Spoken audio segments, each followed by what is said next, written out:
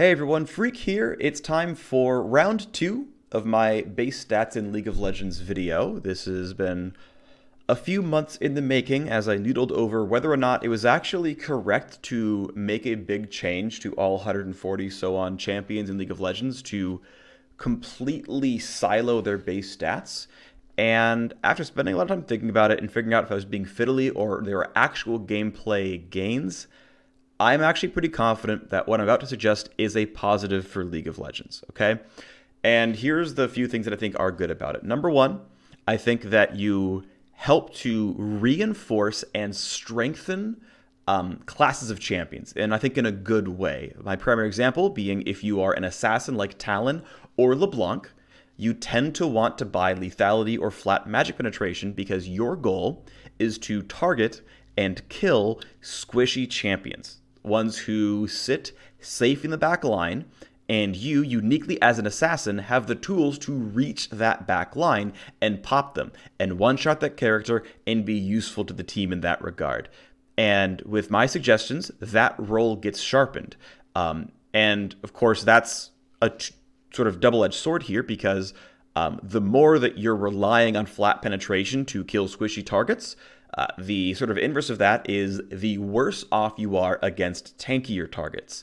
And that is really the sort of silos I'm trying to put in here, is to say that if you are a very obviously safe backline squishy target like Ashe, like Orianna, you have the lowest possible sort of room for armor and magic resist. You all have the same very low count. But if you are a frontline tank, juggernaut, what have you, like Udyr or Braum, you get best in class. But I'm choosing to say we need to constrain this. We don't have room for fiddly things like +2 armor, +0.1 magic resist scaling to contrast champions, because that, I think, gets lost heavily in the details. Because I'm ultimately saying that I don't think fiddly armor and MR base stats or base stat growth is useful for League of Legends because it gets lost. Because those numbers are hidden, you can't keep them in your mind very easily. There's too many champions to look at. When you contrast to health as a generic tankiness stat, health is up there at the top of the UI. It's over everyone's head. There's little marks that show you every 100 and every 1,000. It is very, very easy to see and conceptualize and understand health. Health is the generic tank stat. Health is the stat champions should be changed on to say how tanky is this champion. It shouldn't be armor. It shouldn't be magic resist. To my mind, the only reason that base armor and base MR happen is, one, to just make leveling up feel good and give you, sort of generic growth there, which is valuable. But two, because we have an item system, because we have flat pen and percent pen, those should mean things. And I think it's reasonable that those stats mean things even if you're not buying items. That when you're playing Darius top lane and you go Trinity Force and Black Cleaver and Titanic Hydra and Sterix Gauge and Death's Dance, and you're buying all these items built for your class of champion for yourself as a juggernaut, none of those gives resists, and yet you should probably still be good against assassins. I think that should be true. And the only way to solve that is for their base stats to make them anti-assassin. And on the other side, I don't think it's reasonable for champions like Anivia to passively have insanely high armor scaling, so when you pick an assassin into Anivia, you can't play Talon, you can only play LeBlanc.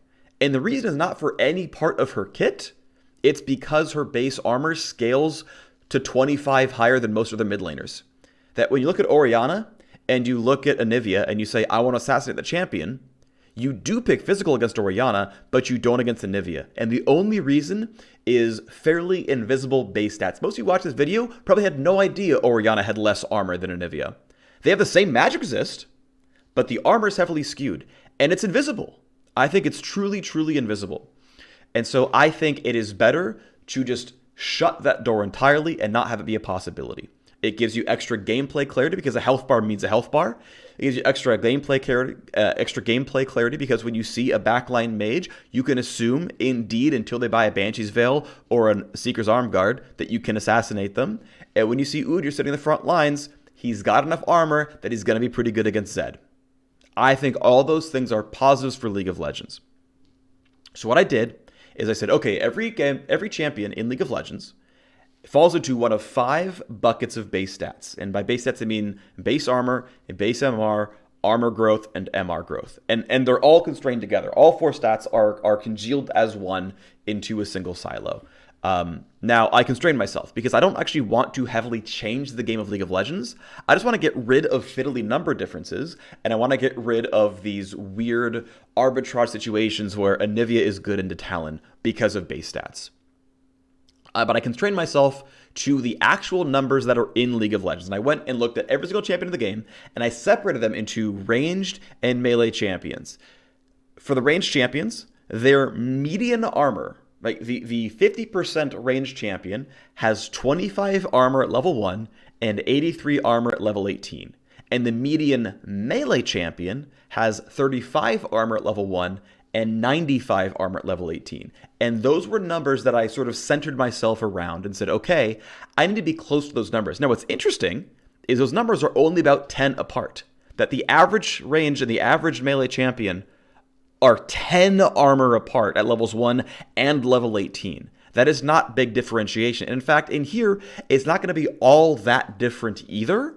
And that's okay. I just wanted things to be consistent. I don't think the game needs to change that much. I just think there are gains to being close. But what I did do, though, is I chose values. I kept myself close to these numbers, but I chose values that would line up well with the current builds that are possible for assassins. What is the highest lethality available in the game? Well, it's 74. What is the highest flat magic pen available in the game? I think it's like 39. It's really, really exact, actually. There are only so many items you can buy, and outside of champion abilities, those numbers don't go very far. So the 5 buckets, which the only exceptions you're allowed to have are champions like Thresh, who very specifically were given a different armor scaling mechanic. So his armor, of course, will not fall into that same armor growth bucket because he is intentionally different. Other examples being Rakan and Urgot, who are ranged champions, but also fill the role of a frontline tank or diver or juggernaut. And it is reasonable because though they are ranged, they are intentionally frontliners. Those can break ranks and go into a higher bucket, because in my mind, there are 2 buckets for ranged and 3 more buckets for melee champions, and you must fall into one of the buckets for your class. So let's talk about what we were actually doing with these numbers. And this is my graph of armor. Hopefully you can read it pretty well. That's not going to zoom in properly. Here are my 5 buckets. Champions start with 25, 25, 30, 35, or 40 armor. These first 2 are ranged. Every single ranged champion in the game, unless there is an obvious exception, Urgot being an example, spawns at exactly 25 armor. That is the median range champion armor value in League of Legends. Now, I know that design-wise, Zyra and Nami and all the bot lane supports were given inflated armor values so that they could survive against marksmen in the bottom lane. I understand that was an intentional choice, and I'm revoking that. Because guess what? Stat shards exist now, and they can choose to move their own stats around again.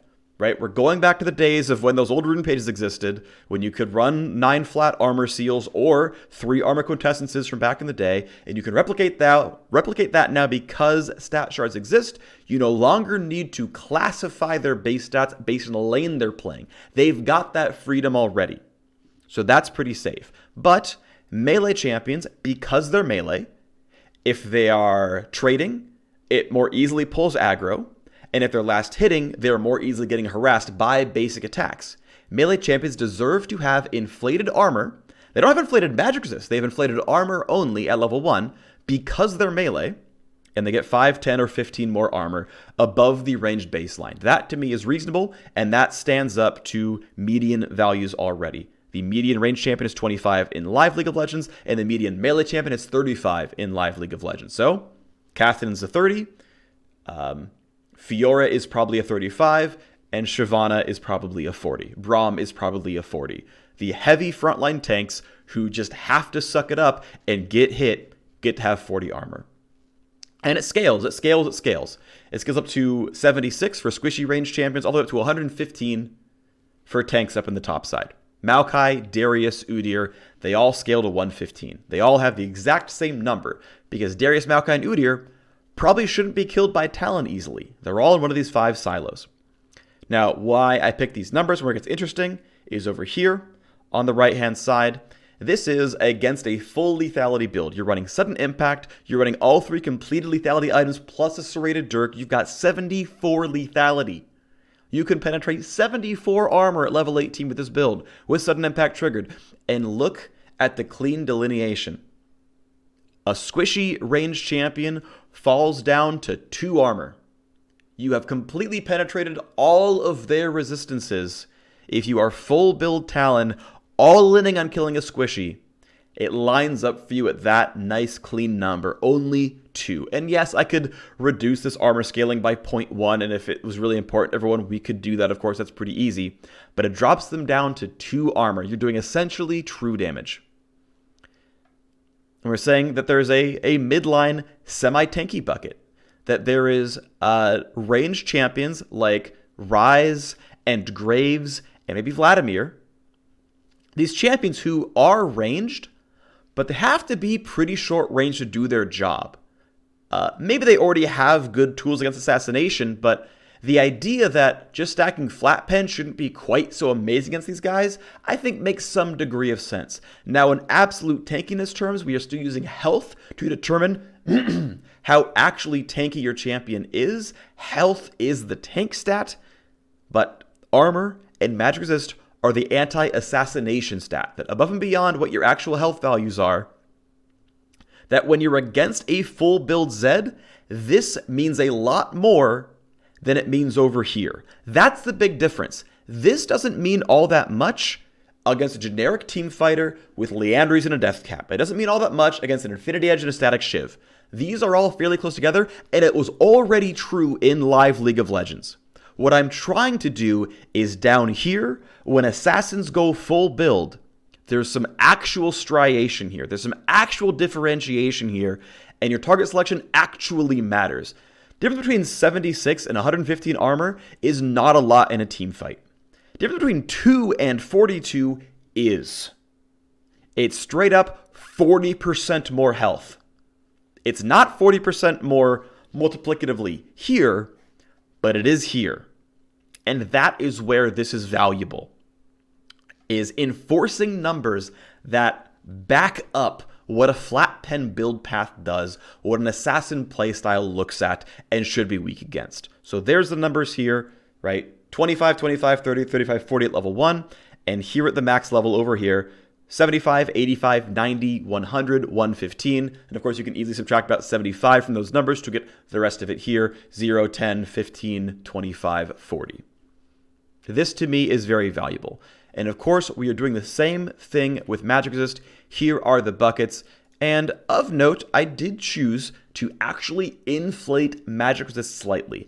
And the reason being, I didn't feel magic resist was properly differentiated in current day League of Legends. So even though magic resist is inflated somewhat, even though MR is inflated somewhat, I tried to keep close to the general durability ratios of armor versus MR of champions. It won't be 1-to-1, it won't be perfect, but it will be a little bit. Because keep in mind, the high-end melee champions are inflated above median armor values, and so I think it's okay that their MR is inflated above median MR values. Either way, it will probably require some rebalancing. Let's talk about it, though, what goes on. Every single champion in League of Legends spawns at 30.000 magic resist.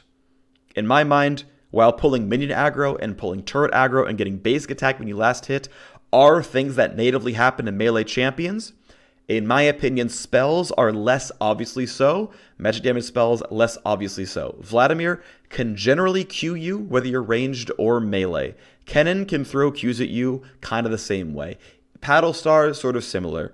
I think it's a little bit more reasonable that that is just flat. And I think it's completely reasonable because also keep in mind at level 1, you don't have access. You don't purely have access to flat pen tools level 1 outside of sudden impact on LeBlanc. So to me, I don't think it's that big of a deal. I think it's completely reasonable that everyone spawns at 30. And in current League of Legends, you spawn at 30 or you spawn at 32.1. Like, it doesn't truly matter. And again, we talk about these buckets here. If you're a champion like Thresh who just doesn't get armor scaling because of souls, of course, you're not exactly these stats. And if you're someone like Pyke, where his base resists are inflated to lower the value of items like Frozen Heart, sure, he is intentionally inflated in those numbers to make tank Pyke less good. That is an intentional design decision by the designer to break the mold. But again, that is what I'm trying to reinforce, that these breaks should be intentional and not happenstance. If you can do that, I think it's a really big positive.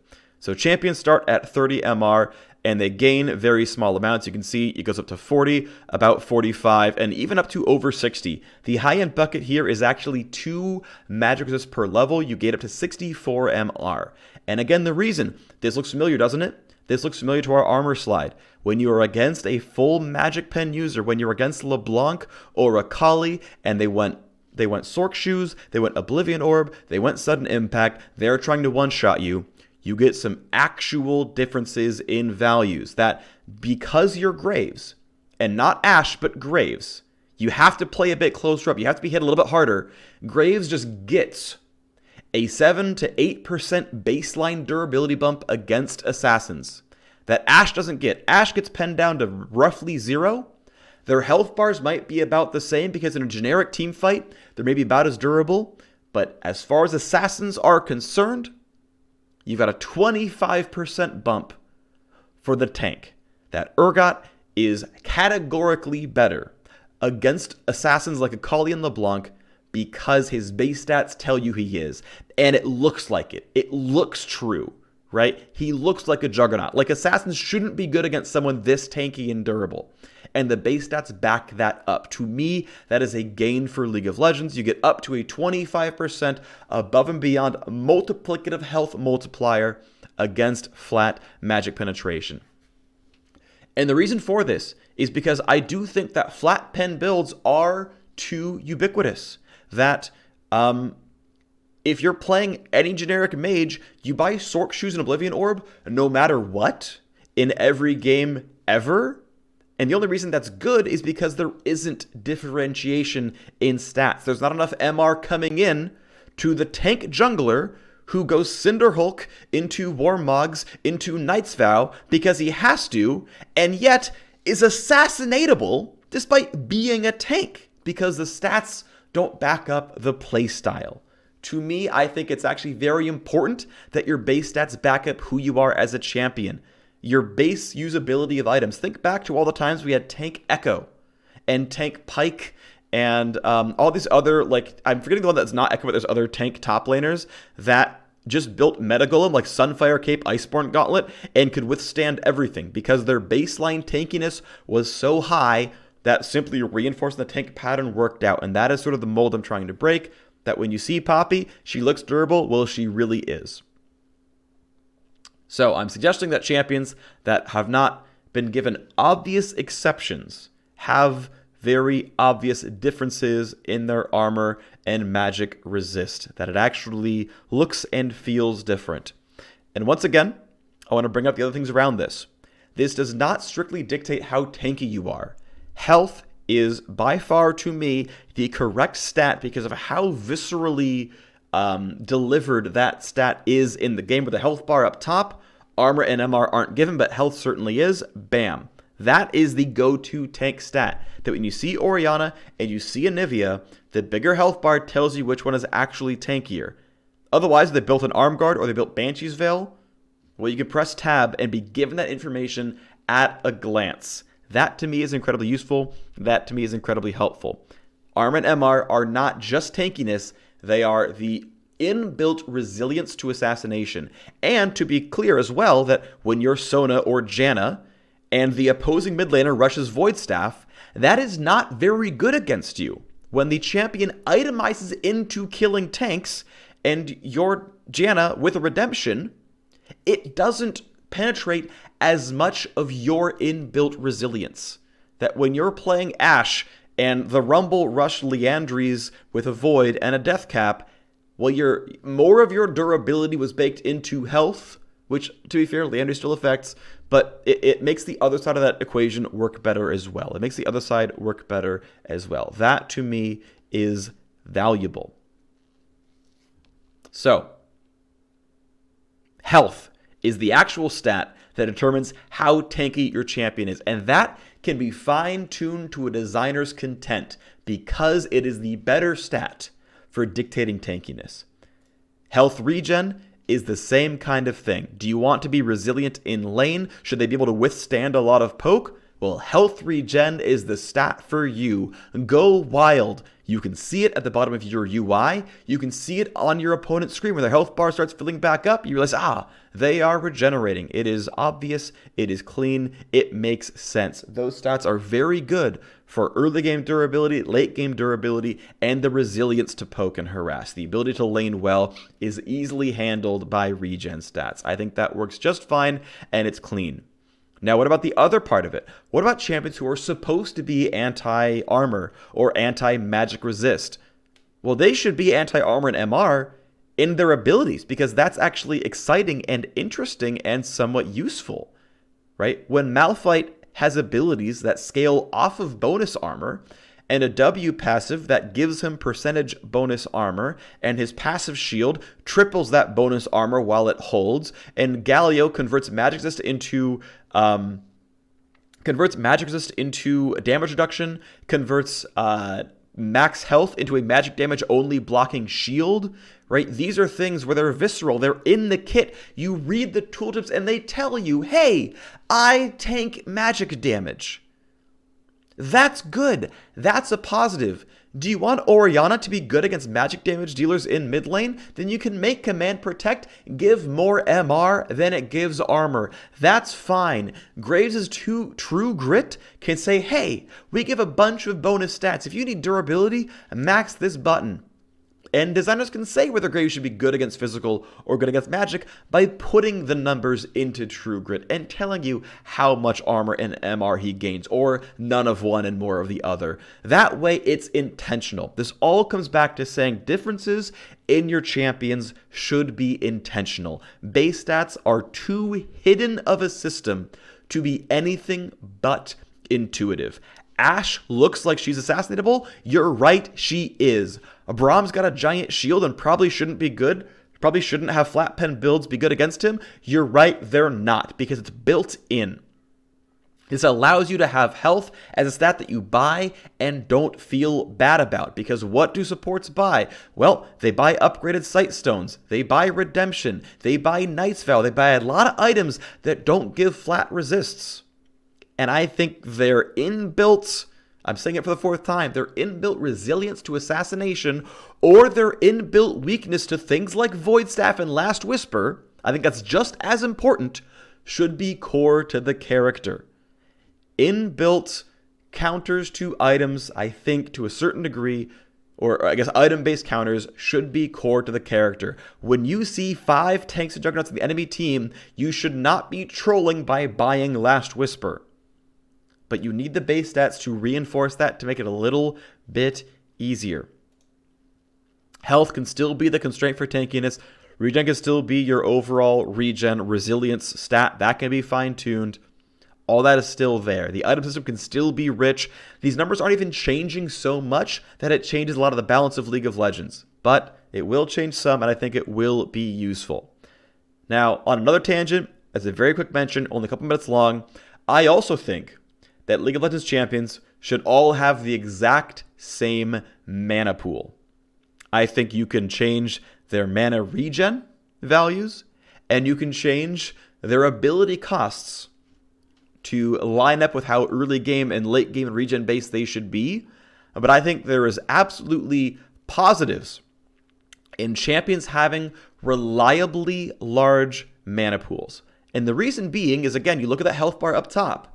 When you look at that health bar up top and you see Orianna and you see Anivia, they should signify the same underlying durability beneath that health bar.